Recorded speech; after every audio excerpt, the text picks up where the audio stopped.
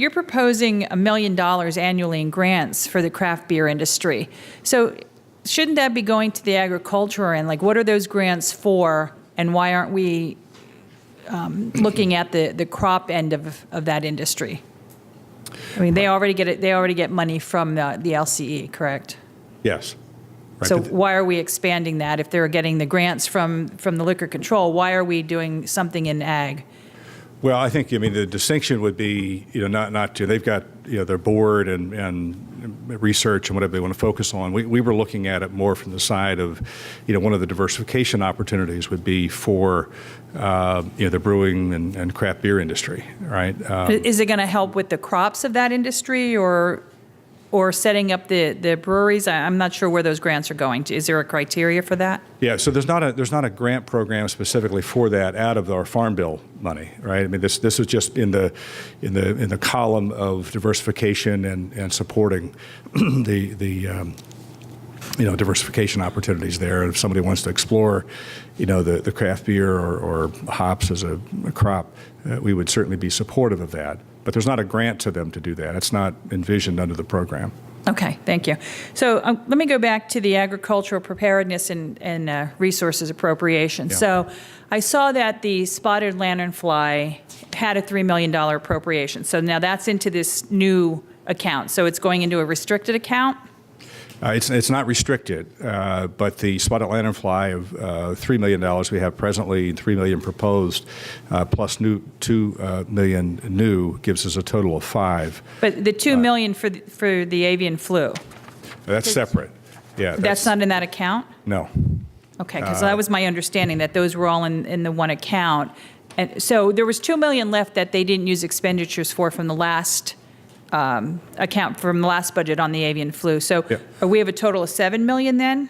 Correct. So the $2 million, though, is restricted, and we have to go through the waiver process if it's not used, right? But that's a separate account from where the $5 million for the disaster readiness, it's part of our Farm Bill. So, okay, so the $3 million for the spotted lanternfly, how much of that has been used, and how much is left there that still can support it? Yeah, so our expectation is that the $3 million that we have in the current year will be fully expended by the end of June. By the end of June? By the end of June, yes, Okay, by the end of the fiscal year. And yes. then the new $3 million will come in. So for this new program that you have, can you confirm that the funds are going to be there for emergency disasters, not using for staff or anything else? Yeah, and I would, short answer is yes, with the caveat that the $3 million we have this year is used for staff, right? There are sort of the spotted lanternfly initiative is certainly from our standpoint an emergency, and we use it for that purpose.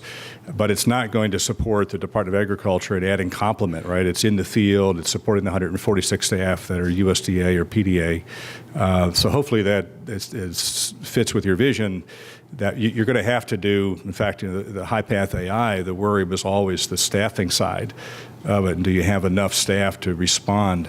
But is part of that money going to be there if someone has, so we had a lot of flooding, that type of thing, is money there, is that a natural disaster part of that emergency preparedness, or to help the farmers out if they have a disaster like that?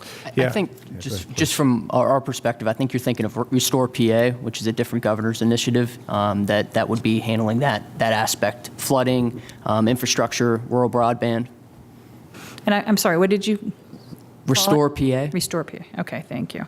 All right, because I just wanted to make sure that if we're having an account there and we're having money for disasters, that we're actually looking at them. So, is there anything else? I know we see a large.